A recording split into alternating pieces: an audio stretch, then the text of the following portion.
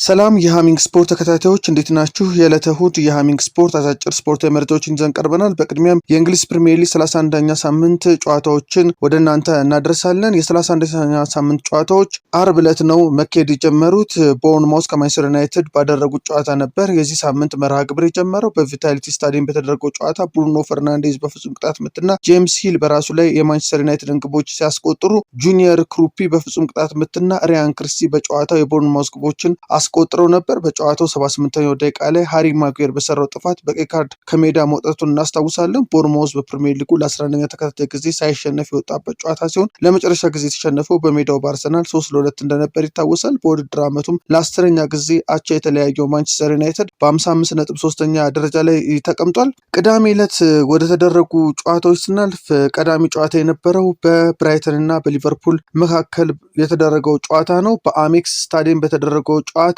ሊቨርፑል በብራይተን ኤንድ ኦፍ አልቢዮን 2-1 ተሸንፏል። ዳኒ ዊልቤክ የብራይተንን ሁለቱንም ግቦች አስቆጥሯል። ሜሎስ ኬርኪስ ደግሞ የሊቨርፑልን አንድ ግብ ያስቆጠረ ተጫዋች ነው። በአውሮፓ ቻምፒዮንስ ሊግ ለመሳተፍ እየታገለ የሚገኘው ሊቨርፑል ደረጃውንም ነጥቡንም የሚያሻሽልበትን አጋጣሚ በዚህኛውም ሳምንት ሳይጠቀምበት ቀርቷል። ከቶትናም እና ከብራይተን ጋር ያደረጋቸውን ጨዋታ አሸንፎ ቢሆን 55 ነጥብ ይዞ ከማንቸስተር ዩናይትድ እኩል ይሆን ነበረ። እነዚህን እድሎች አልተጠቀምበትም። በተለይ በትናንትናው ዕለት የቼልሲን መሸነፍ ተከትሎ የበለጠ ነጥቡን ከፍ ማድረግ ይችል ነበረ። ዛሬ ደግሞ አስቶን ቪላ ከዌስትሃም ይጫወታልና አስቶን ቪላ ካሸነፈ ቼልሲ እና ሊቨርፑል በመሸነፋቸው ምክንያት ደረጃውን ያሻሽላል፣ ለሻምፒዮንስ ሊግ ያለውንም ተሳትፎ ያጠናክራል ማለት ነው። ሌላው ጨዋታ 19ኛ ደረጃ ላይ የሚገኘው በርንሌ በውድድር ዓመቱ ለ19ኛ ጊዜ መሸነፉ ነው። በ31ኛው ሳምንት የፕሪሚየር ሊግ በክራቨን ኮቴጅ በተደረገው ጨዋታ ፉልሃም በርንሌን 3-1 አሸንፏል። ጆሽ ኪንግ፣ ሃሪ ዊልሰን እና ራውል ሂሚኔዝ የፉልሃምን ግቦች አስቆጥረዋል። ዚያን ፍሊሚንግ የበርንሌን ብቸኛ ግብ ያገባ ተጫዋች ነው። በፕሪሚየር ሊጉ የመቆየቱ ጉዳይ አጣብቂኝ ውስጥ የገባው በርንሌ በውድድር ዓመቱ ለ19ኛ ጊዜ ሲሸነፍ በ20 ነጥብ 19ኛ ደረጃ ላይ ተቀምጧል። ፉልሃም በ44 ነጥብ ደረጃውን ወደ 8ኛ ከፍ አድርጓል።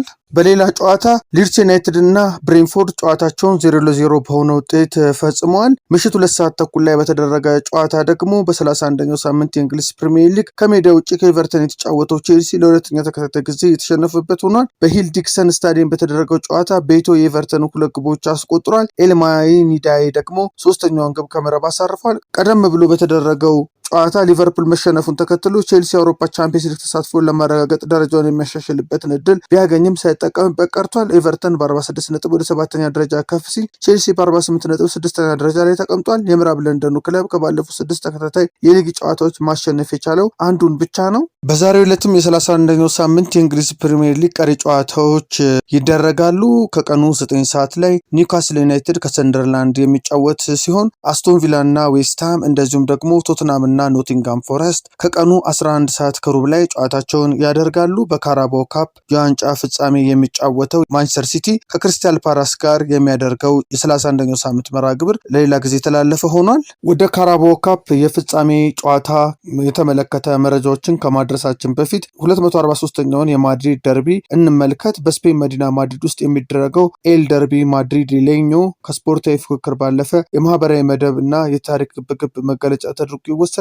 በአንድ በኩል ሎስ ብላንኮቹ የሀብታምና የንጉሳዊ ቤተሰብ ወገን ተደርገው ሲሳሉ፣ በሌላ በኩል አትሌቲኮ ማድሪዶች ደግሞ የልፋተኛውና የሰራተኛው መደብ ኩራት ተደርገው የሚታዩ መሆናቸው በሁለቱ ክለቦች መካከል ለተፈጠረው ተቀናቃኝነት ዋነኛ መንስኤ ነው። ይህ ጨዋታ በሜዳ ላይ ከሚታየው ትንቅንቅ ባለፈ በማድሪድ ጎዳናዎች ላይ በሚፈሰው የነጭና የቀይ ቀለማት ድምቀት፣ በተጫዋቾች ዝውውር መናቆርና በከተማዋ የበላይነት ስሜት የታጀበ የሁለት ተቃራኒ ዓለማት ፍልሚያ ነው። አንደኛው ክለብ ከሌላኛው ተጫዋች የማስፈረም ፍላጎት ባይኖራቸውም ግን በርከት ያሉ ከዋክብት ለሁለቱም ተጫውተው አሳልፏል። ይህ ደግሞ የክለቦቹን የፉክክር መንፈስ ይበልጥ ወደ ሌላ ደረጃ አሸጋግሮታል። የአንድ ከተማ ክለቦች ከመሆናቸው ባለፈ በኑሮ ደረጃቸውና በሕይወት ዘይቤያቸው ልዩነት በተፈጠረው ተቀናቃኝነት ምክንያት ለዓመታት ከጨዋታ ከፍ ያለ አንድ ጊዜ ደግሞ ከዚያም አለፍ ያለ ፉክክር በማድረግ 100 ዓመታትን አሳልፈዋል። በእርግጥ ሪያል ማድሪድ እና አትሌቲኮ ማድሪድ ለረጅም ዓመታት ተቀናቃኝ ሆኖ የቆዩ እንጂ በስኬት ግን ሪያል ማድሪድ ከአትሌቲኮ በብዙ መንገድ ርቆ የቆመ ነው። ነገር ግን አትሌቲኮ ማድሪድ የቀድሞ ተጫዋቹን ዲያጎ ሲሞኒ ዋና አሰልጣኝ አድርጎ ከሾመ በኋላ በኋላ የማድሪድ ትክክለኛ ተፎካካሪ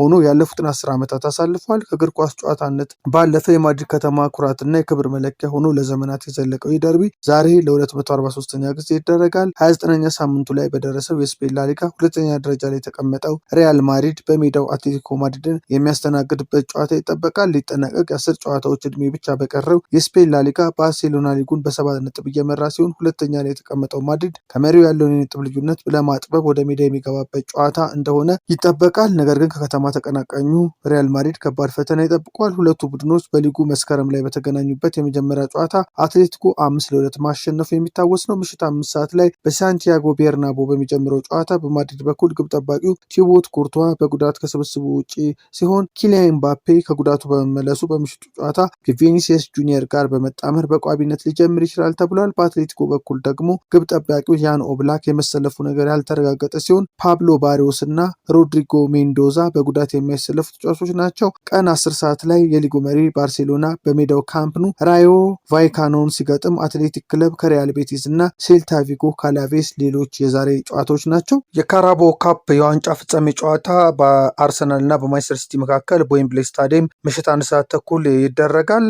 ይህ ፍጻሜ 90 ደቂቃ ፉክክር ብቻ አይደለም። አርሰን ቬንገር በ2 ዓመታት የሰሜን ለንደን ቆይታቸው ማሳካት ካልቻሏቸው ዋንጫዎች አንደኛው የሊግ ካፕ ነው። አርሰናል ይህን ዋንጫ ለመጨረሻ ጊዜ ያነሳው እንደ አውሮፓውያን አቆጣጠር በ1993 ሲሆን በወቅቱ የስካይ ስፖርት ተንታኝ ፖል ሜርሰን እና ስቴፋን ሞሮ ባስቆጠሯቸው ግቦች ሼፊልድ ዌድነስዴይን 2-1 አሸንፈው ነበር ዋንጫ አንስቶ የነበረው። ከዛ በኋላ የመድፈኞቹ ትልቅ ውጤት 3 ጊዜ ለፍጻሜ ደርሰው ዋንጫውን ያጡበት አጋጣሚ ነው። ከቀናት በፊት ሁለቱም ቡድኖች እኩል 4 ዋንጫዎች ሲፎካከር የነበረ ቢሆንም ማንቸስተር ሲቲ በቻምፒየንስ ሊግ በሪያል ማድሪድ በድምር ውጤት 5-1 መሸነፉን ተከትሎ ተስፋውን በሀገር ውስጥ ውድድሮች ላይ ብቻ እንዲጥል ሆኗል። አርሰናል ግን አሁንም በሁሉም መድረኮች ላይ የሚፋለም ነው። በዌምብሌይ ስታዲየም በሚደረገው የፍጻሜ ጨዋታ በሀገር ውስጥ ውድድሮች ብቻ ሳይሆን በአውሮፓ መድረክ ጭምር እየተፎካከረ የሚገኘው አርሰናል እውነትም እንደባለፉት ዓመታት ተፎካካሪ ብቻውን የሚቀጥል እንዳልሆነ የሚያሳይበትና አርቴታ አራትዮሽ ዋንጫ የመጀመሪያው ትልቅ ፈተና ይሆናል። አሰልጣኝ ፔፕ ጋርዲዮላ በአንጻሩ በአንድ ሳምንት ባልሞላ ጊዜ ውስጥ ከ2 በላይ ዋንጫዎችን ከማጣት ስጋት ለመውጣትና ዓመቱን ያለው ዋንጫ ላይ ለማጠናቀቅ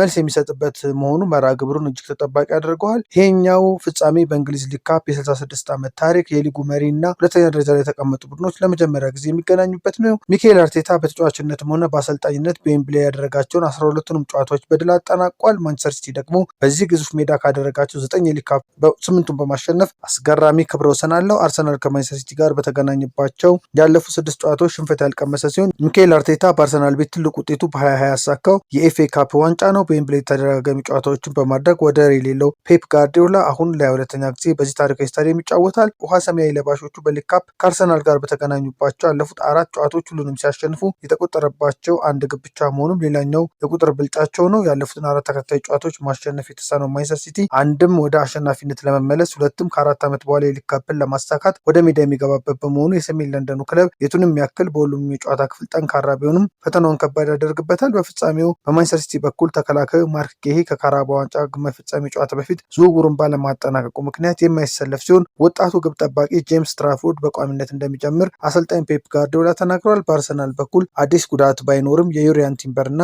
የአምበሉ ማርቲን ኦዴጋርድ መሰለፍ ገና ሙሉ በሙሉ አልተረጋገጠም። አርሰናል በዚህ ዓመት በሁሉም ውድድሮች ባደረጋቸው 49 ጨዋታዎች የተሸነፈው በ3 ብቻ ሲሆን 39 ጨዋታዎችን አሸንፏል። አድማጮቻችን ለሃሚንግ ስፖርት ለተሰንበት ያዝናቸው አጫጭር ስፖርታዊ መረጃዎች ይህን ይመስላሉ። ሃሚንግ ስፖርትን ሳብስክራይብ በማድረግ ተከታተሉ፣ ሼርን በማድረግ ለሌሎች አጋሩ። መልካም ቀን። ሃሚንግ ስፖርት በሀገራዊና ዓለም አቀፍ ስፖርታዊ ጉዳዮች ላይ የሚያተኩር ዝግጅት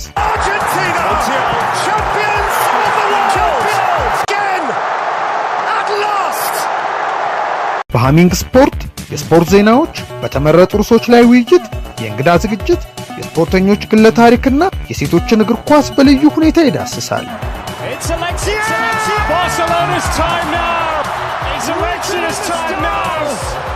ሃሚንግ ስፖርት ስፖርትን ቀዳሚ ዘይቤ በማድረግ ስኬትን በተግባር እናረጋግጥ።